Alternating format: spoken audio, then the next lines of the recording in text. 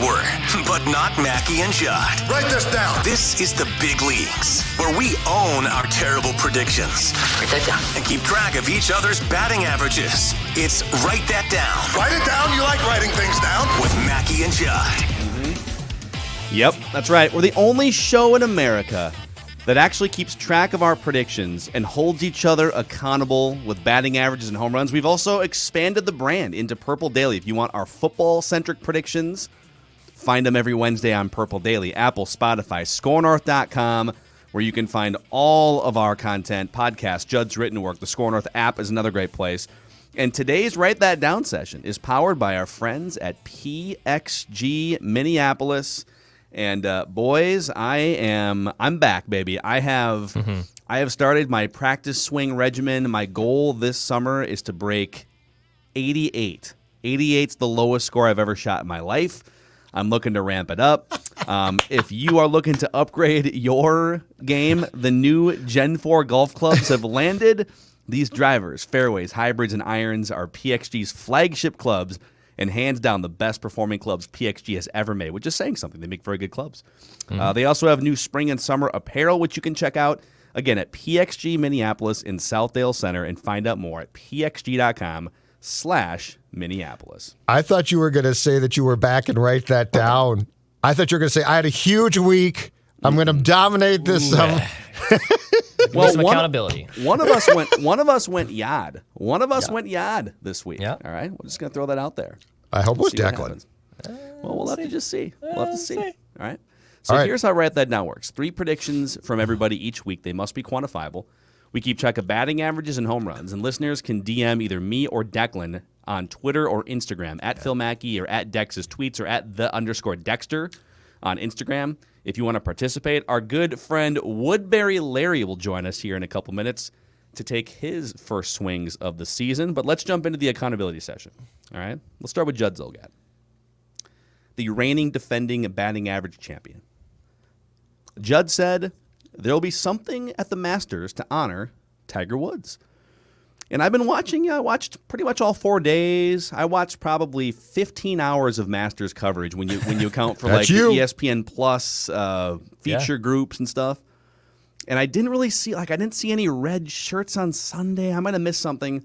And so I actually had to do a Google search last night, Tiger Woods Masters tribute. So you know what they did? At the Masters Champions Dinner early in the week, they left a seat open for Tiger Woods to honor him.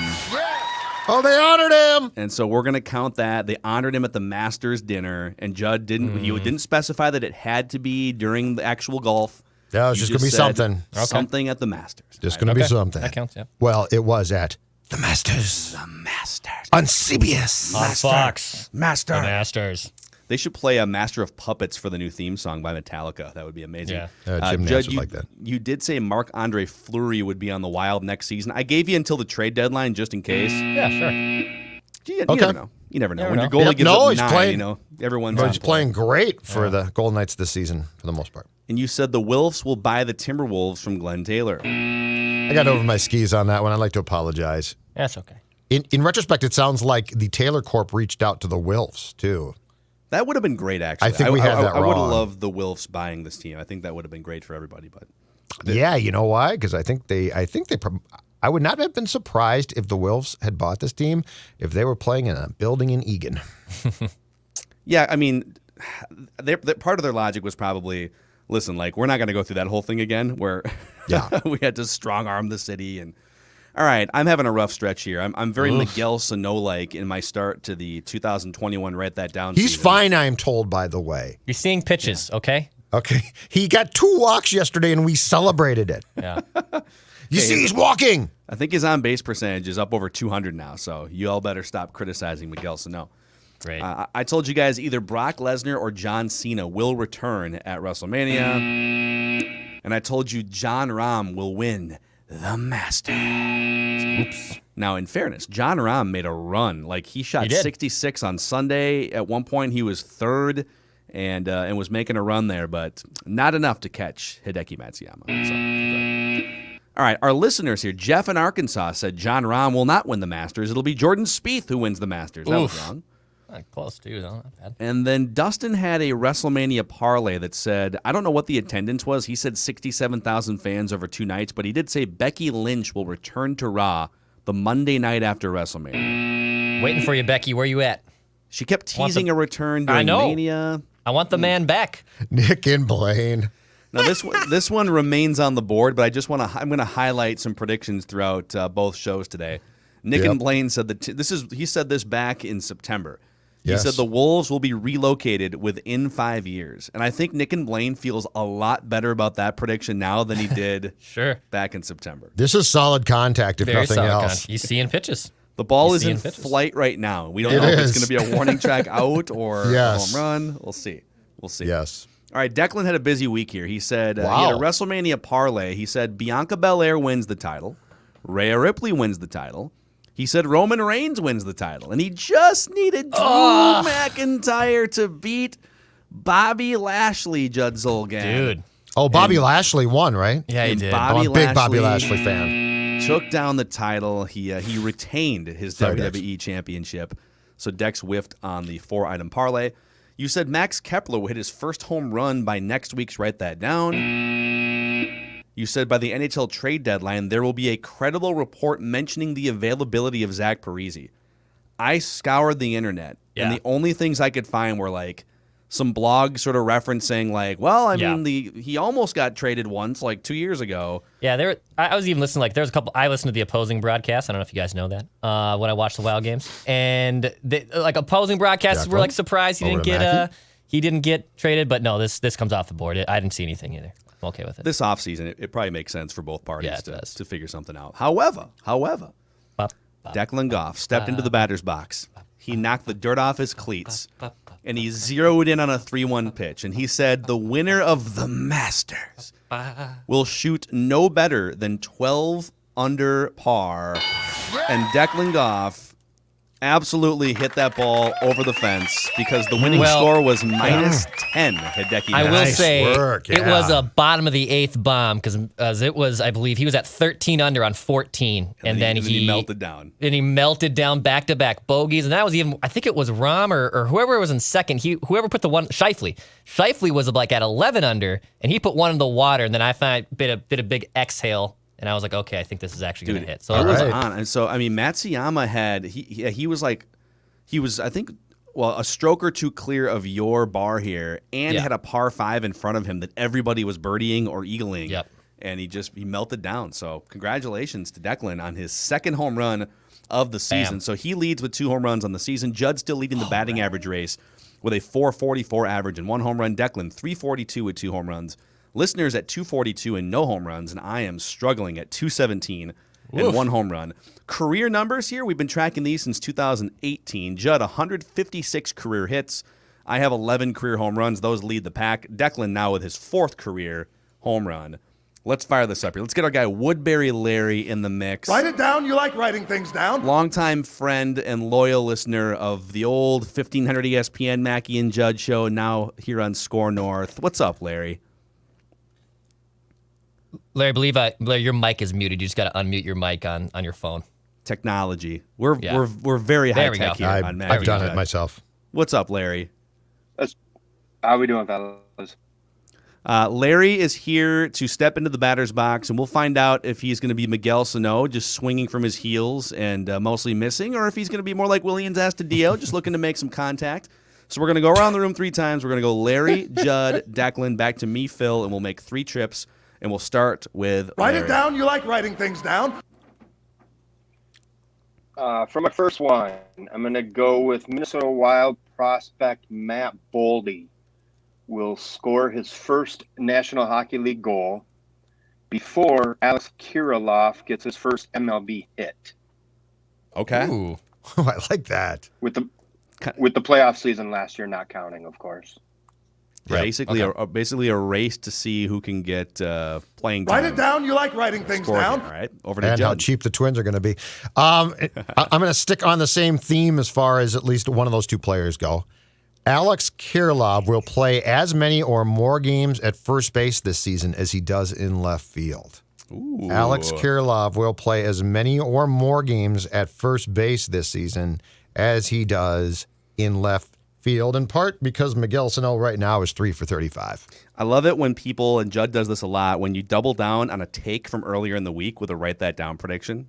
It's necessary. You got to do it sometimes. You got to put your money where your mouth is. So I'm sure I have this written down correctly, Judd, because I'm go Huskies, St. Cloud State education. Yeah. Alex Kirilloff will play as many or more games at first base as he does in left field. Yes. Okay. You got The it phrasing exactly of that right. sounds- We're not counting right field if he plays right field. Yeah. Kepler gets hurt or something. It's just left field. I'm keeping it very specific. Okay. All right, back over to Declan Goff, your first prediction. All right, I whiffed on the Kepler one last week, but I'll go with this one since he's supposedly coming off the IL as soon as today. Josh Donaldson will hit his first home run of the season by next week's. Write that down. Is he playing today? Is that official? We do not have the lineup. We don't have a lineup yet.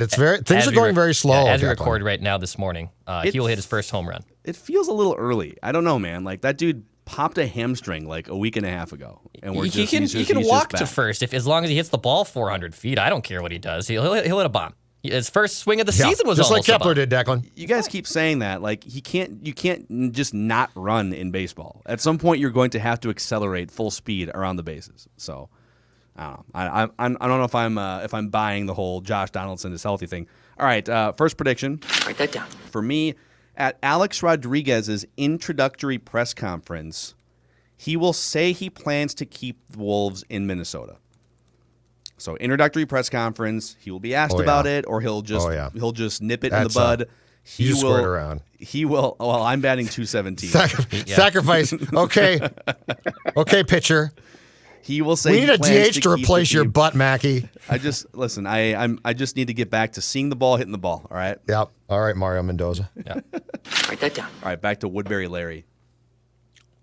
I thought for sure Judd was going to say Kirilloff would play as many games at first base as Miguel Sano. Me too. But I will go with the Vikings drafting Heisman Trophy winning wide receiver Devonta Smith out of Alabama.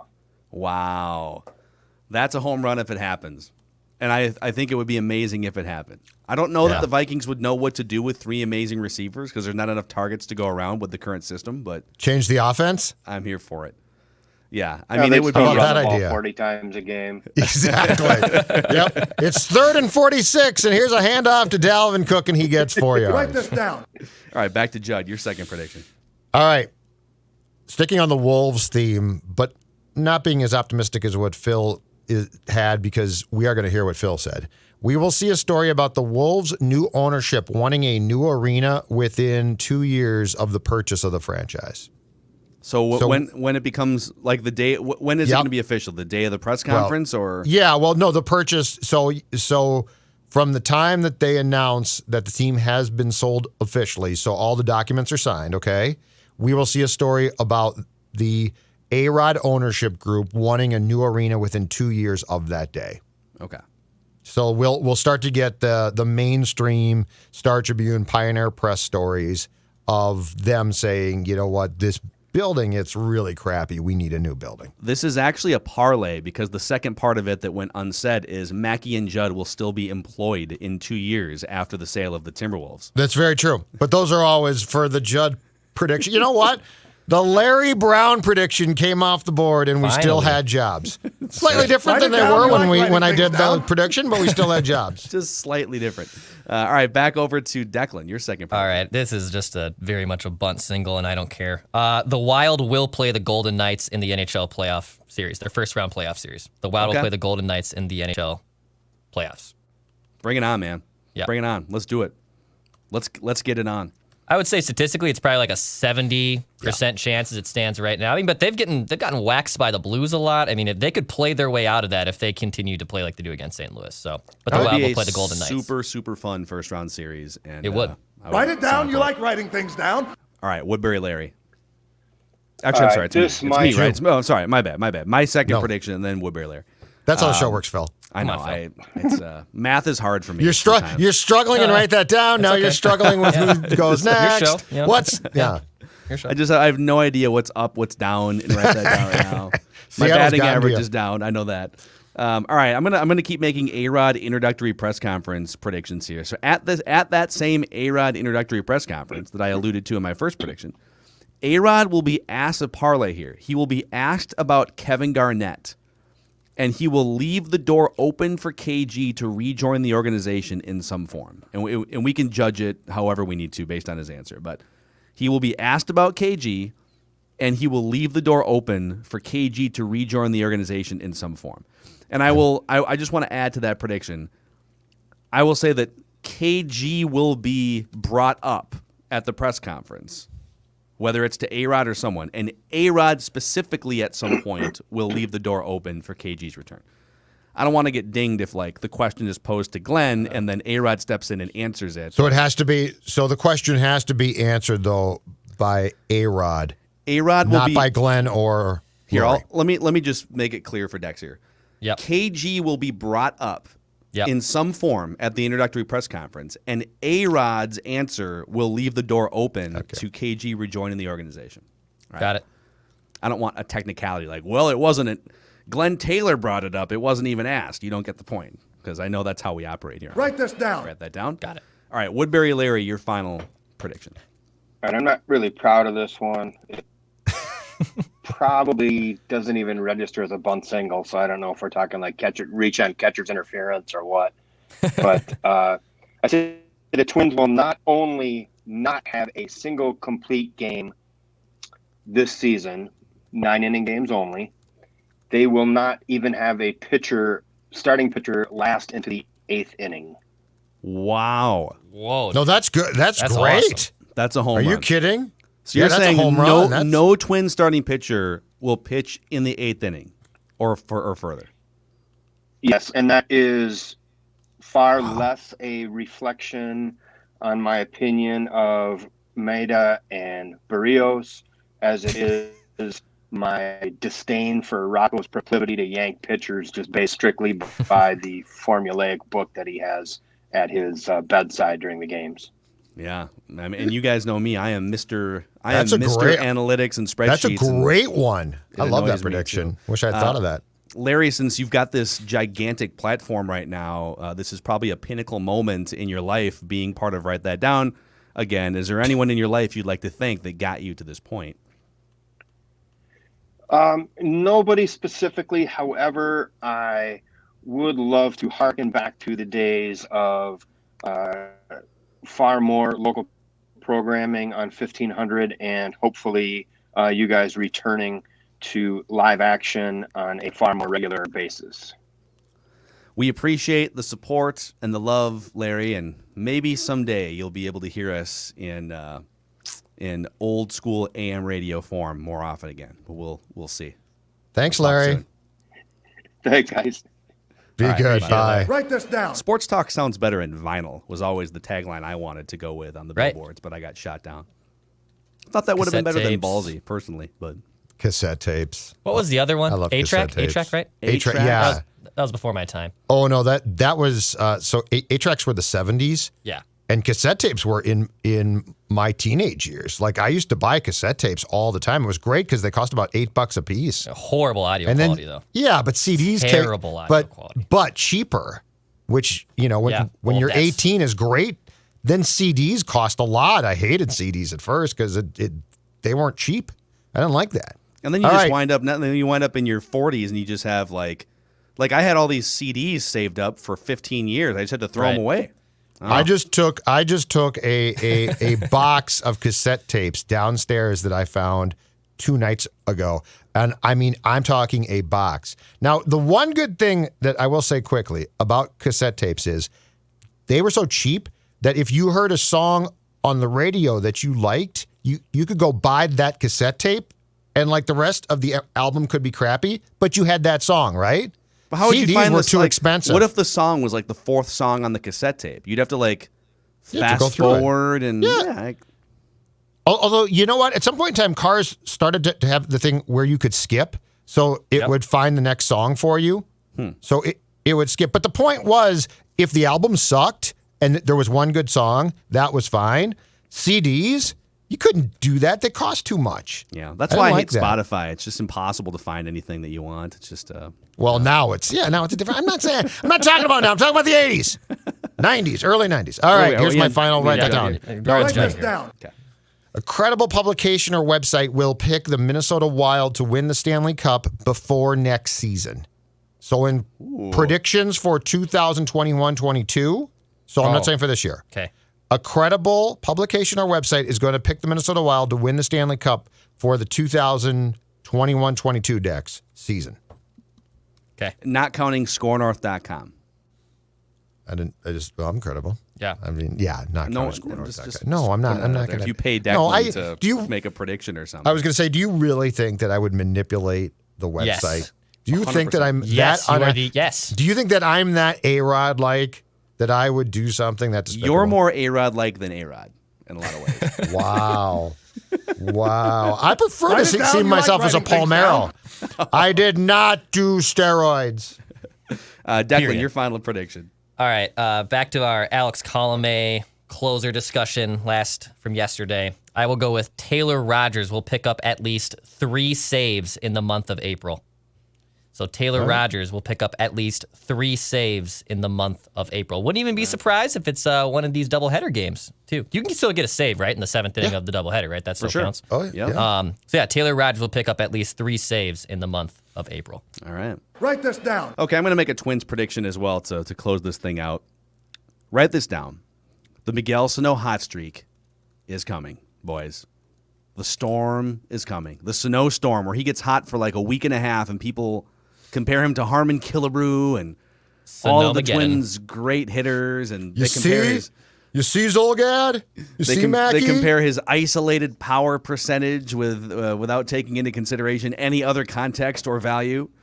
So Miguel Sano's hot streak is coming. Write this down. Between today and next week's, write that down. Sano will hit at least 2 home runs and will raise his overall batting average over 200 for the season. It's at like 091 right now or something. All right. So he'll hit at least 2 home runs starting with today's doubleheader all the way through. Write that down, predictions next week, and his overall batting average on the season will rise above 200. And people will say, see, he is the MVP that we've been telling you he is, and he's the greatest player in Twins history. See, you just have to. Like, I'm waiting for those things to be thrown right back at us when this prediction becomes correct. Yeah, Mackey. Miguel Sano's great. Your show sucks. Write that down. Look at the radio rating. Yeah, Oh, wow. yeah. You guys change formats for a reason all the time. Welcome to Country Podcast. That's right. I'm Judd Zolgad with the Country Podcast of the day. Got some Chris Stapleton queued Oh, up man, here. you should see what we're going to spin next. But first, I'd like to talk about Miguel Sano, one of the great ball players of all time, brought to you by the Minnesota Twins. I love Chris Stapleton. Yeah, I One of my love favorite it. artists. I got no problem against country, too. I love country. Yeah, it gets a All bad rap, coun- man. It gets a All country is great. Are you Don't get kidding? me wrong. There are some horrible country artists that deserve all the flack. Sure. They do. They really do. But there are some unbelievably talented people in country music. Absolutely. I just like to do the accent. I think we should just let Judd talk about country Yeah. music for like the next hour and just. I like to talk about write that down. Write this down. Tim Take a little McGraw. We're gonna win, Twins. We're gonna score. We're gonna win, Twins. What's that baseball score? All right, boys. We talk Twins every day on this show. Talking Twins with Mackey and Judd, presented today by our friends at Wamatech. Wamatech is here to help you with broken down swings, gloves. No, not those things, but broken down phones, tablets, and laptops. So let's say you have one of those things cracked or broken or whatever it may be. You go to Wamatech or Wamatech.com, and they source pre-owned devices directly and pass savings on to you. They'll even buy your old device for cash. Buy, sell, trade in, whatever you need. Wamatech.com. Every device they sell is tech certified and comes with a warranty. Wamatech.com. All right, boys. So Josh Donaldson is supposed to be limping his way back into the lineup Can I at some point. interrupt for 1 second? Because because I guess we have breaking podcast news, so it's going to be old news by the time that you hear this, but it's interesting. The 27th man for the doubleheader between the Twins and Red Sox on this day, which is Wednesday, correct? Yeah. Alex Kirilloff will be the 27th man. We are so. I think we're done with. If he doesn't get some at bats with the Saints, it's going to be a problem. Well, but correct me if I'm wrong, but that means they are only going to use him for today, and then he has to go back down. That is correct. But he has to but go what back I'm- down for the second game, even. But what I'm saying is, if he's getting the call today, I think we're not going to have to wait through May 4th. I think we're going to admit that this was just a charade. That's what I'm saying. So here's a question then: how does the service time? So they can call him up for this game, and then You don't get him, service time, I don't think. So right? Yes, you can keep him down still for a few days and still play that game, right? But he can be. But if I'm not mistaken, I think April 16th was the magic day, right? Mm-hmm. So I think I looked this up a couple nights ago. So I do think by the weekend that you can call him up if I'm correct about this and not have the accrued service time season of 2021. And he's the 27th man for both games. Yes, I thought it was only the originally scheduled game. You could get a 27th man. Gotcha. No, I think it's for both. I think it's for both now. Yeah, Because they're saying for today's doubleheader, so I would assume. Yeah, I that- think you're allowed a 27th man, which if you're actually being smart about your pitching is ordinarily extra. Whoops, sorry, Sid. Oh, easy there. Easy. I got him. I got my bobblehead. God rest his soul. Which is He also almost knocked over the generic-looking white guy that they put a Glenn Perkins jersey That's on. Glenn Perk. Ladies and gentlemen, I give you Perk. So anyway, I think the goal is for it ordinarily to be a pitcher because the bullpen would be depleted. But the Twins already have 14 pitchers on their roster. No. Yeah, I think that's probably plenty. So all right, so Kirilloff, that'll be fun. I guess we'll see. We might even see during this segment if an actual lineup comes out, and maybe he'll be in it. That would be fun. But I'm not panicking yet. I feel like so they're 5-5, and let me tell you something about baseball because I sense a lot of people sort of freaking out over the way the Twins have started the season. Mm-hmm. Yes, there's been some red flags and things to raise an eyebrow at. Miguel Sano's bat is something the last couple of years to raise an eyebrow. I would say even Max Kepler and Jorge Polanco's bats you can raise an eyebrow at. They just don't look like the same hitters they were a couple of years ago. And Josh Donaldson's legs are always going to be something to be nervous about. So I'm not saying that there's nothing to be worried about, but you go through a 162 game season, and even the best teams in baseball are going to have much worse stretches than 5-5. Like there was a year where the Dodgers went to the World Series like 3 or 4 years ago, and they literally lost like 20 out of 21 games down the stretch. Baseball is such a weird, volatile sport that I think anyone who's overreacting to a 5-5 start here is needs to pump the brakes. I mean, Byron Buxton is reaching his peak in front of our eyes. Nelson Cruz still looks like one of the best hitters in baseball. The bullpen, even though they've struggled in spots, is still very deep. So I am here to just say, everybody relax, take a deep breath. They haven't started 2-8. They're 5-5, and they're certainly still capable of winning this division and maybe winning a playoff game for the first time since 2004. So calm down, everybody. I like to panic. I can't panic right now. I'm sorry, I can't do it. It's cold out. Now, statistically, there's one thing, but it is an incredibly small sample size that's slightly concerning, but it might be just a slump, okay? On opening day, they won that game against the Mariners 10-2, and they were 5 for 12 with guys in scoring position, which is outstanding. The last 3 games since then, but it's 3 games, okay?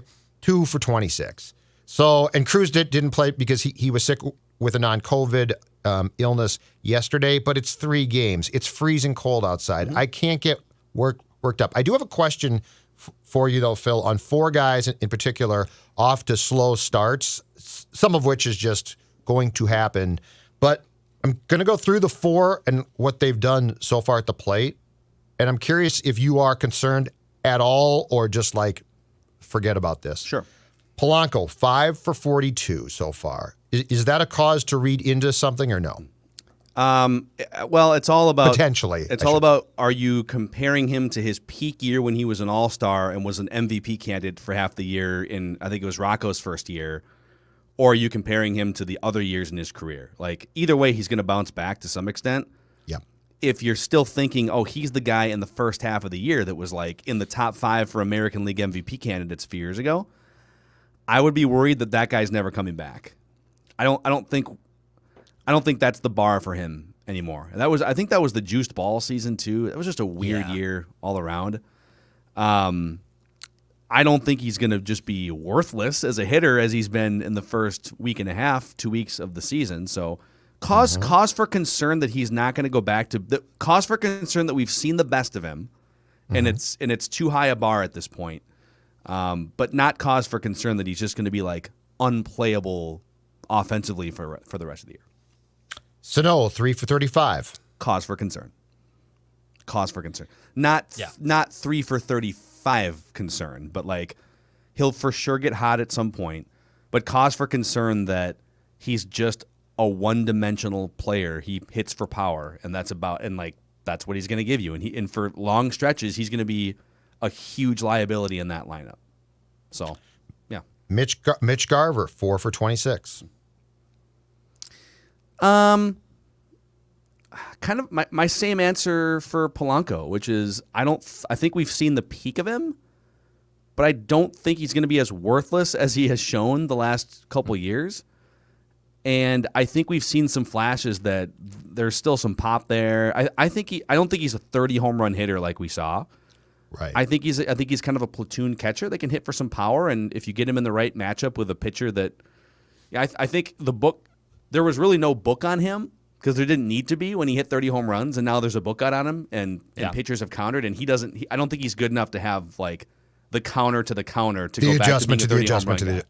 Yeah. That makes sense. Jake Cave, 5 for 32, and I will tell you right now, to me, this is one, and it's why I want Kirilloff up here. He's just playing too much. He's a backup. I don't think it's cause for panic. It's just it is who he is. But I think that they are.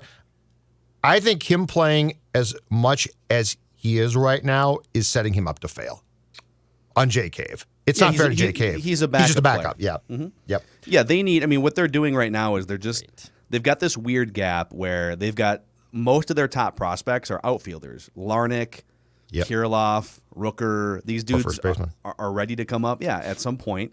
And they're just, for whatever reason, whether it's injury to Rooker or Kirilloff in service time, I think Larnach needs actual plate appearances in the minors.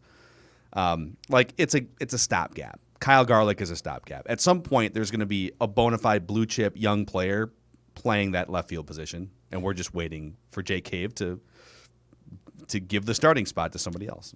By the way, boys, not much to panic about. Andrelton Simmons is going on the COVID list.